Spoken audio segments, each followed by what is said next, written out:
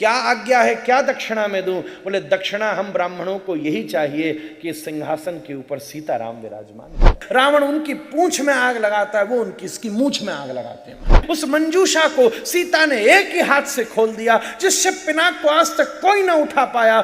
जीवन में जब तक राम नहीं आते ना, तब तक विश्राम नहीं मिलता हमारे।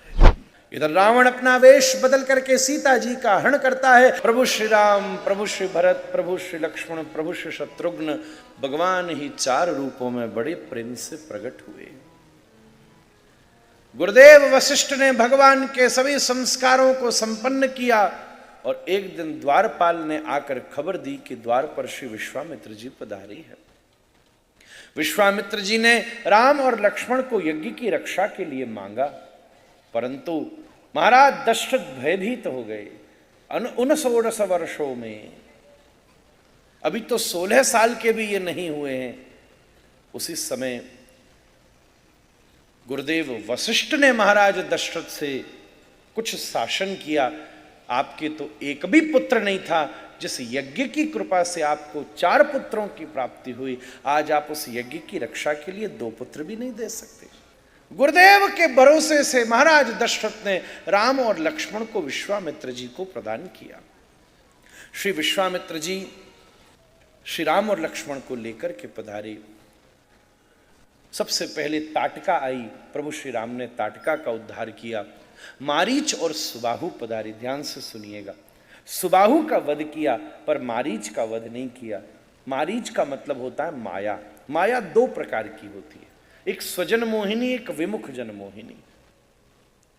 भक्तों को जो माया सेवा करने में सहायता करी उसको स्वजन मोहिनी कहते।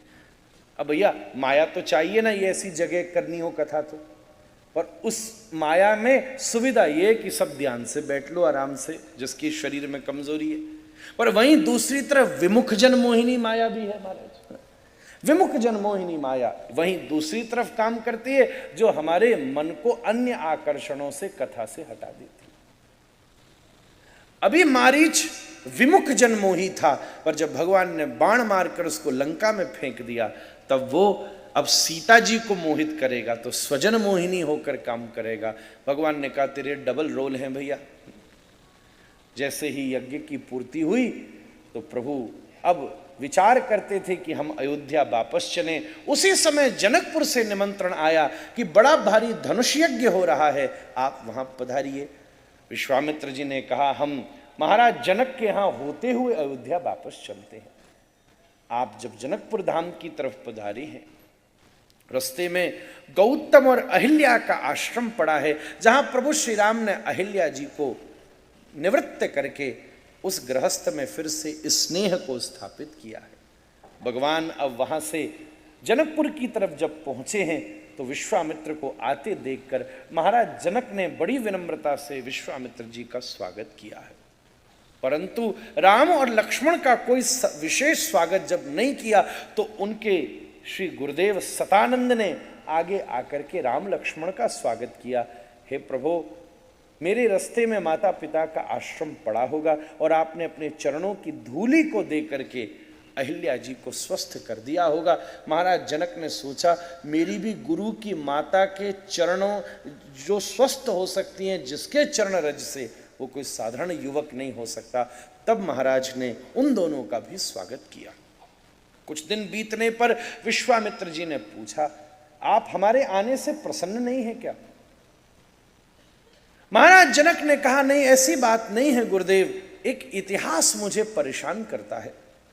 हमारे यहां बहुत बड़ा अकाल पड़ा था, आकाशवाणी हुई कि मैं स्वर्ण हल चलाऊं सीतामढ़ी की भूमि पर। जब मैंने और सुनैना ने स्वर्ण हल चलाया तो एक जगह हल की नोक फंस गई और वहां से मुझे कन्या की प्राप्ति हुई। हल की नोक को सीत कहते हैं, तो मैंने उसका नाम सीता रख दिया। जब से वो हमारे यहां आई सब कुछ खुशहाली छा गई। हमारे यहां एक शिव पिनाग रखा हुआ है, वो इतना विशाल है कि जिस मंजूषा में रखा है उसके ढक्कन मात्र को खोलने के लिए 1000 योद्धा चाहिए। रोज इतनी व्यवस्था करना किसी के बस की नहीं है। रोज हम अपनी सुविधा से उसका पूजन करते हैं। एक बार मैं राज्य में अनुपस्थित था और सुनैना ऋतुमती हो गई थी, तो हमने अपनी कन्या सीता से कहा कि तुम जाकर के इसकी पूजा करो। अपनी सहेली और राजगुरु को लेकर के सीता जी जब वहां पहुंची और उन्होंने देखा कि बहुत दिन पुराने फूल और चावल अभी भी पड़े हुए हैं, तो इस तिरस्कृत पूजा विधि को देखकर उनका हृदय पीड़ित हो गया और उन्होंने आज्ञा दी कि तुरंत षोडशोपचार विधि पूजन की तैयारी की जाए। जिस मंजूषा के ढक्कन को खोलने के लिए 1000 योद्धा चाहिए, उस मंजूषा को सीता ने एक ही हाथ से खोल दिया। जिस शिव पिनाक को आज तक कोई ना उठा पाया, उसको एक ही हाथ से उठा करके वहां मार्जन करके पुनस्थापन करके पूजन कर दिया। जब सब ने ये देखा तो मूर्छित होकर गिर पड़े। मैंने उसी दिन प्रतिज्ञा कर ली कि जो पुरुष सिंह मेरी इस कन्या के साथ विवाह करना चाहता है वो शिव पिनाक के ऊपर प्रत्वंचारोपण करे। हे गुरुदेव, तब से लेकर वर्षों बीत गए। बड़े बड़े लोग आए पर कोई ढक्कन तक न खोल पाए, हिला तक न पाए। गुरुदेव ने कहा, महाराज जनक, जीवन में जब तक राम नहीं आते ना तब तक विश्राम नहीं मिलता महाराज। अब राम आ गए हैं, अब कोई चिंता न करो, दिखाओ ना राम को भी धनुष एक बार। आए आए, महल में धनुष रखा हुआ है। बोले ना, वो महल में नहीं जाएंगे, तुम उनके पास धनुष को लेकर के आओ, क्योंकि तुम चाहते हो कि वो तोड़ें। जैसी आपकी आज्ञा। गुरु आज्ञा के बाद क्या विचार करना, तुरंत 10,000 योद्धाओं की व्यवस्था की गई। जंजीरों से बांध करके उस मंजूषा को घसीट कर लाया जाने लगा। जब उसकी कड़कड़ गड़गड़ की ध्वनि सब तरफ व्याप्त होने लगी तो किसान खेत छोड़ करके आ गए, विद्यार्थी विद्यालय को छोड़ करके आ गए, बड़े बड़े महाराज शिक्षक शिक्षा पढ़ाई को छोड़ करके आ गए। बड़े बड़े बीमार बिस्तरों पर पड़े हुए थे, वो उठ करके वहाँ से चले आए। सब लोग पूछते हैं ये धनुष कहाँ जा रहा है, ये किधर ले जाया जा रहा है। मानो विश्वामित्र जी ने धनुष खिंचवाने के माध्यम से जनकपुर में घोषणा करवा दी हो कि राम जी एक लीला करने वाले हैं, आओ आओ सब आकर के इस दिव्य लीला का दर्शन कर लो। उस दिव्य धनुष को एक मंच के ऊपर रख दिया गया। सब लोग सामने आकर के खड़े हो गए। मंद मंद गति से राम जी ने मंच के ऊपर प्रवेश किया। सब लोग सोचने लगे, पिता की, एक कन्या के पिता की यही स्थिति होती है, कहाँ वज्र जैसा कठोर धनुष और कहाँ कमल जैसे कोमल राम। कई लोग तो वापस लौटने लग गए, पर जैसे कोई मदश्रुत गजेंद्र जिसके गंड को विदरण करके मद की धारा चुचा रही हो, अगर वो झूमता जाता है तो किसी गन्ने के खेत से किसी गन्ने को उखाड़ लेता है, उसी प्रकार अपनी हस्तिपुंडित भुजाओं के द्वारा श्री राघवेंद्र सरकार ने सामने पड़े हुए धनुष को उठा लिया। उसकी एक नोक को धरती के ऊपर रखा और दूसरे ही नोक को दबा करके प्रत्यंचा को चढ़ाने का प्रयास किया, पर सीता जी के मिलन के उत्साह में प्रेशर कंट्रोल में ही नहीं रहा कि इतनी जोर से दबाव लगा कि कटाक की ध्वनि करके धनुष टूट करके राम जी के चरणों में गिर पड़ा। सब तरफ जय जयकार हो गई और राजा रामचंद्र भगवान की। सीता जी सुंदर माला को लेकर के सामने आकर के खड़ी हुई, राम जी तने हुए खड़े हो गए। किसी ने कह दिया बाबा के साथ आया है, लोक रीति नहीं जानता, पहले दिन झुक गया तो जिंदगी भर झुका ही रहेगा। सीता जी माला लेकर खड़ी हैं। लक्ष्मण जी के हृदय में पीड़ा हो गई, भैया को ये कठोरता अच्छी नहीं लगती। 2 मृणालों पर 2 कमल अच्छे लगते हैं। 2 मृणाल जैसे भाभी के हाथ पर 1000 कमलों की माला उन्हें कितनी पीड़ा देती होगी। भैया राम आपकी जय हो, भैया राम आपकी जय हो। जय जयकार करते हुए लखनलाल आसन से खड़े हो गए। आज पितृलोक में बैठे महाराज मानधाता दिलीप भगीरथ सगर आपकी जय जयकार करते होंगे। महाराज दशरथ के गर्भ की सीमा नहीं रही होगी। इसी जय जयकार को करके लक्ष्मण दौड़ते हुए आए और तुरंत राम के चरणों में गिर पड़े।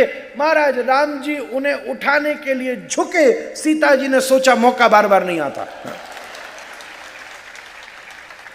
तुरंत गले में माल्य अर्पण कर दिया।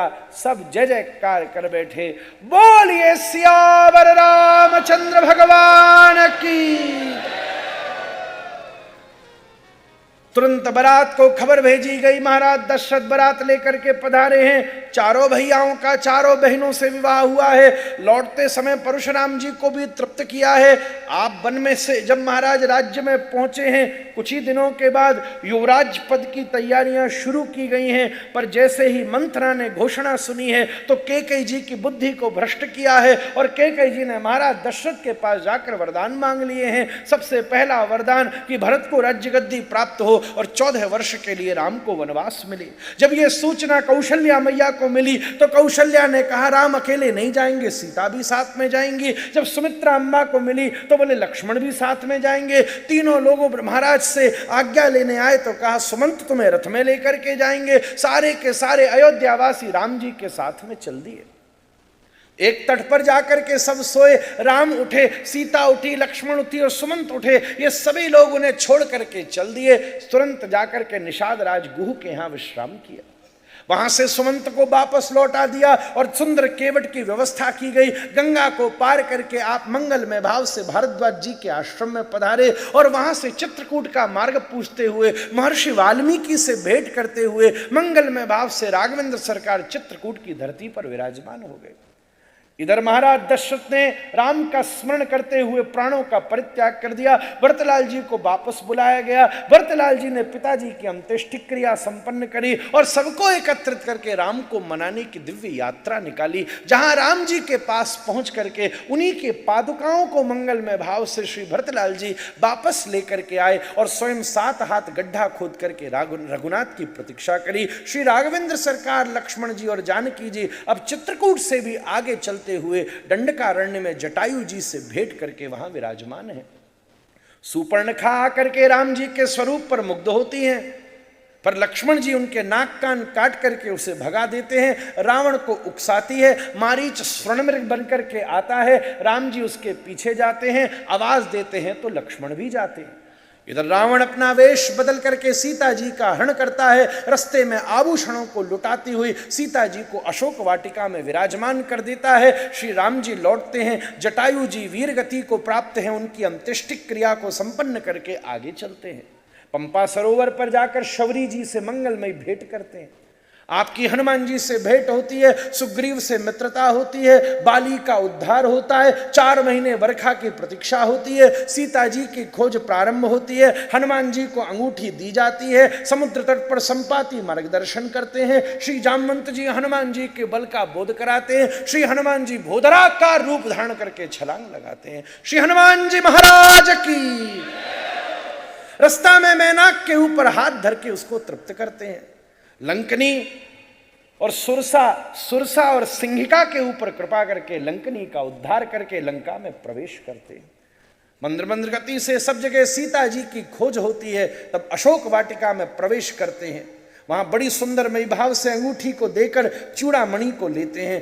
भीषण अशोक वाटिका को उजाड़ते हैं। मेघनाथ के पाश में स्वसंकल्प से आबद्ध होकर लंका के रावण के सामने प्रस्तुत होते हैं। रावण उनकी पूंछ में आग लगाता है, वो उनकी इसकी मूंछ में आग लगाते हैं। महाराज पूरी लंका को दहन करके श्री हनुमान जी महाराज अग्नि को बुझाकर वापस लौटकर राम जी को मार्ग बताते हैं। श्री रघुपुंगव समुद्र तट पर आते हैं। विभीषण शरणागत होते हैं। समुद्र को मनाया जाता है, नहीं मानता। जब धनुष उठाया जाता है तो शरणागत हो जाता है। नलनीलपुर का निर्माण शुरू करते हैं। सुंदर हनुमान जी राम नाम लिखा करके पुल का निर्माण शुरू कराते हैं। महाराज अंगद को भेजा गया, रावण नहीं माना। भीषण युद्ध शुरू हो गया।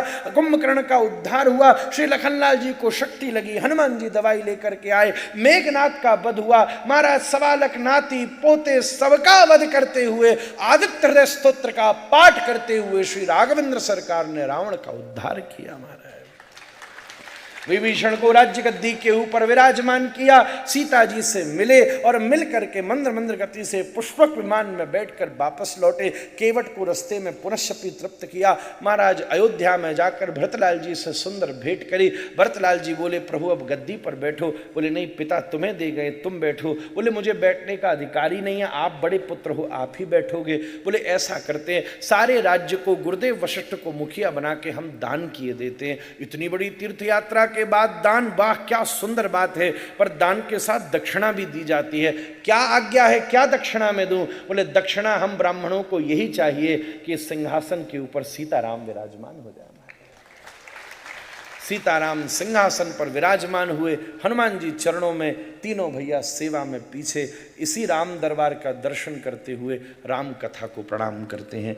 बोलिए सियावर रामचंद्र भगवान की।